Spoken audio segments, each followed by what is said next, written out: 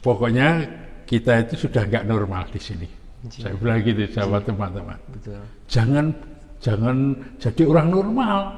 Loh, jangan. Ada yang sudah pikun dan saya harus pokoknya harus siap buruk. Tidak boleh, saya bilang gitu. Nggak boleh positive thinking. Nggak boleh. Kita harus mengembangkan negative thinking, negative feeling, negative speaking.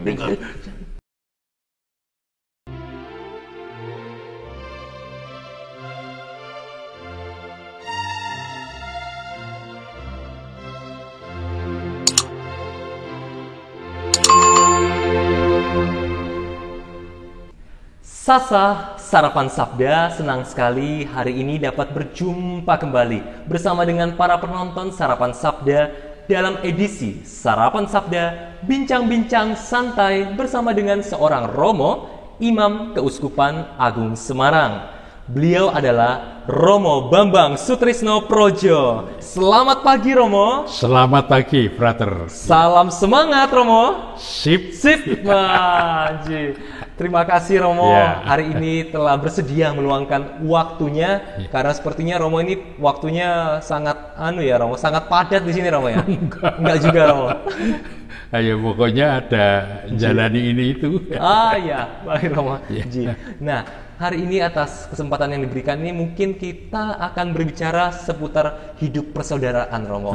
Kalau baru-baru ini kan Paus Fransiskus mengeluarkan ensiklik Fratelli Tutti, bagaimana hidup persaudaraan. Nah, ngomong-ngomong Romo soal hidup persaudaraan, Romo kan kalau saya nggak salah, Romo ini putra tunggal ya? Ya, dari bapak saya anak tunggal. Anak tunggal. Nah, apakah kira-kira ada kesulitan dari Romo dalam keluarga menghayati hidup persaudaraan itu sebagai seorang anak tunggal? Ya, kalau dengan sanak famili dari bapak itu, jadi seringkali agak sulit itu karena salah satu ibu tiri saya dulu cukup menghalang. Itu ya nanti efeknya saya jauh. Kalau dengan ibu kandung, saya kan baru ketemu mungkin sejak umur setahunan gitu. Ketemu itu umur hampir 17. Ibu tiri saya yang terakhir, saya punya ibu tiri sampai 3 kali. Iya, ibu tiri terakhir itu Katolik, jadi Katolik.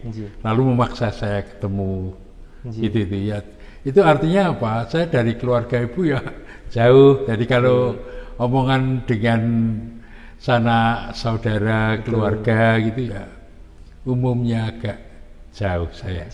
Memang sepupu-sepupu dari bapak itu sepupu saya, anaknya kakaknya bapak, Pak D itu ada yang tinggalnya itu dekat itu. Tapi ya mungkin keadaan saya ya sering tidak disenangi dulu. Ya dicap nakal gitu ya. Betul. Kalau misalnya kan saya Romo ya, sebagai saya kebetulan 2 bersaudara, jadi setidaknya kan enak ada teman main di rumah seperti itu, teman bincang-bincang, bahkan kalau berbuat nakal juga ada temannya. Kalau Romo sendiri tuh, apakah mengalami juga ada pertemanan untuk sebagai pengganti anak tunggal itu Romo? Gimana? Ya, lalu punya teman cocok. Teman cocok. Itu punya, lalu itu kesana kemari ya enggak ya asal pergi ngeluyur itu. Geng mungkin. Geng. 2 orang itu ya saya jalani dulu. Betul. Iya. Waktu masihan ya saya itu kerap sendiri, ada teman-teman dekat itu dekat dari kampung itu. Tapi sering tetangga itu khawatir kalau anak-anaknya dekat saya. Karena ya saya dicap kurang ajar itu. Ya misalnya kelas 3 SR di SD sekarang ya. Saya sudah bisa naik sepeda gitu. Itu zaman dulu. Anak SMP pun belum bisa, jarang yang punya sepeda. Saya bisa itu. Kok bisa Romo punya sepeda dulu ya? Ya, milik bapak saya. Terus itu ya nanti ingin seperti sepeda motor gitu. Lalu itu itu saya kasih celumpring itu dari bambu itu ada ya, lalu suaranya waktu nanti dengan kaleng gitu itu wah saya keliling kamu itu kan mengganggu ketentraman iya, warga. tapi karena kebetulan keluarga saya cukup terpandang gitu, jadi orangnya hanya ngomel itu. Nanti SMP itu saya entah ya lihat itu kalau bapak nyupir gitu, saya bisa nyupir jeep. Wah, astaga, bisa nyupir. Di Malioboro pernah sampai pasar itu naik trotoar. Itu capnya buruk, cap saya. Nah itu kan mungkin pengalaman dari sisi keluarga Romo ya, seperti Romo katakan tadi. Kira-kira Romo, adakah lagi hambatan yang Romo alami dalam hidup persaudaraan, hidup bersama ketika sudah menjadi calon imam di seminari? Nah itu nanti dalam perkembangan. Itu kan dulu saya punya trauma ya sebetulnya. Apa itu? Saya kalau ketemu orang banyak itu saya punya ketakutan dua hal. Apa saja Romo? Satu, ditanya ibumu itu yang benar yang mana? Kan saya punya ibu tiri sampai tiga ya. Lalu kamu kok pincang itu dulu gimana? Saya dua hal itu takut. Hanya setelah saya ikut pelajaran agama Katolik, lalu dengan banyak anak-anak itu ternyata banyak yang senang dengan saya. Gitu. Anak-anak kecil-kecil itu. Kemudian saya ikut di lingkungan. Terus kalau di kampung saya kan disebut brauk gitu. Suara keras gitu ya.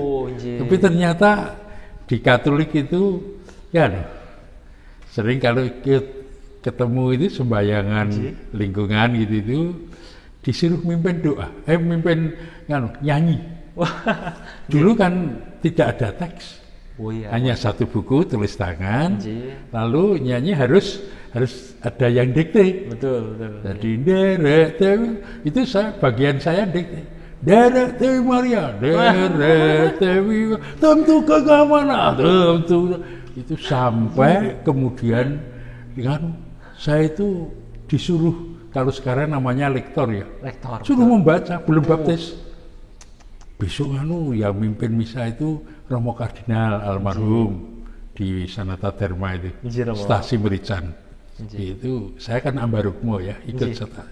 Lalu kering saya, lingkungan saya itu bertugas.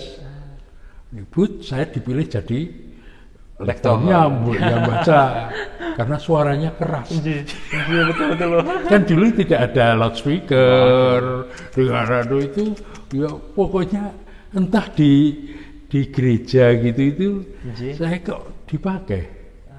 Itu lalu memang saya pernah mengungkapkan pada Pak Kaslan itu dulu malu takut apa nanti ditanya ibu itu hanya orang gatal. Semua orang tahu. Sudah tahu. Siapa bapakmu, siapa kamu. Itu orang-orang tahu. Betul. Kebetulan memang nggak ada yang memasalahkan saya pincang segala. Nggak ada. Iya, itu di dalam kehidupan kebetulan aja di dalam kehidupan jemaat komunitas Katolik kecil itu di lingkungan itu, kok saya mendapatkan itu. Ini mungkin yang kemudian membuat saya entah. Ya lalu saya sadar. Saya yakin kalau ada 2-3 orang berkumpul dalam namaku, aku ada di tengah-tengahnya. Dan itu memang anugerah. Lalu siapa ibuku, siapa bapakku? Itu dulu pernah terkejut itu karena ada perhelatan. Bapak ibu saya datang. Ikut. Saya kan bersama teman-teman dari itu bapakmu, ibu. Siapa bapakku? Siapa ibuku? Siapapun yang melakukan kehendak, saya kan banyak hafal ayat-ayat itu. Karena katekumennya dulu cukup lama. Wah, anjir, betul. Itu dan kamu baca ini bapak saya dia baca. Karena saya jadi akrab. Jadi sungguh-sungguh punya ya saudara banyak sampai sekarang gitu. Iya. Masa itu sampai sekarang. Oh, iya, itu ada teman-teman dulu itu seperti keluarga. Sudah seperti keluarga. Iya. Ini.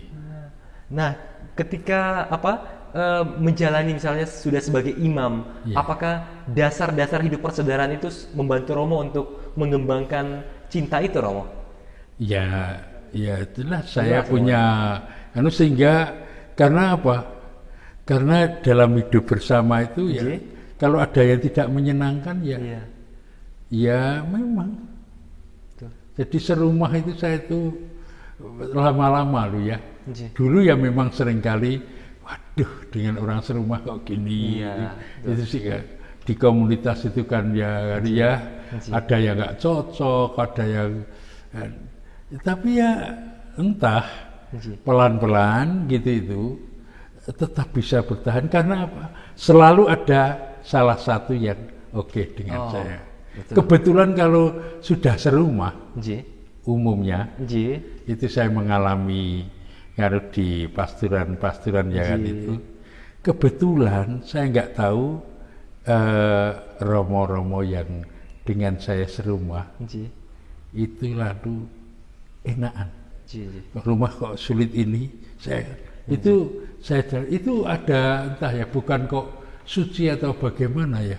Entah setelah saya jadi Katolik itu kok ada apa ya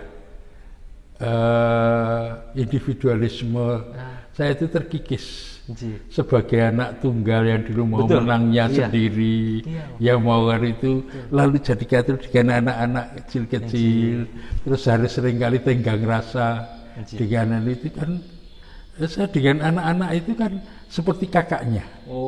Dan keluarga-keluarga senang. Sehingga kalau nanti di sekolahnya ada perkara, saya yang dipanggil oleh sekolah.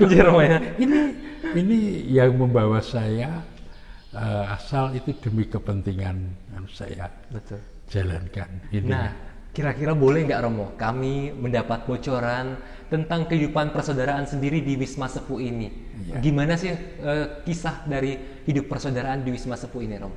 Ya kan ya, kami itu pokoknya ketemu makan bareng, jengkel ya bunyi aja, terus nanti entah ya, lalu jadi saya sendiri itu lalu punya jurus gitu ya. Jurus Romo. Pokoknya harus jadi apa ya sarana tertawa.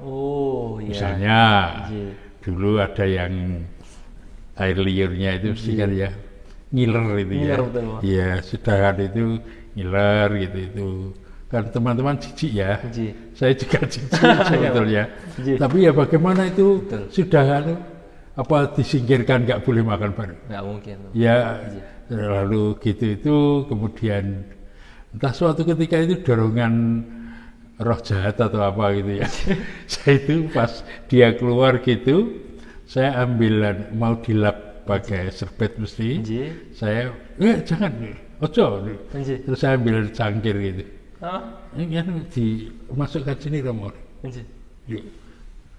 untuk apa mungkin nanti kalau sudah penuh terus dikasih sirup masih enak loh serumah itu tertawa gitu entah ya itu ya pokoknya kan keluar ini tertawa dan dia air liur itu hilang gitu iya lama-lama itu tidak ini banyak hal yang sehingga saya itu apa itu ya seringkali vokal ya dalam gini ya pokoknya kita itu sudah nggak normal di sini saya bilang gitu sama teman-teman jangan jadi orang normal jangan ada yang sudah pikun dan saya harus pokoknya harus siap buruk tidak boleh saya bilang gitu nggak boleh positive thinking nggak boleh kita harus mengembangkan negative thinking negative feeling, negative speaking,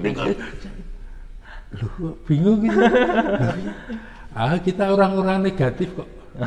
Ya itu sudah difabel, tersingkir, sering keliru, ini keliru. Sudah pakai cara negatif. Gitu. Ya.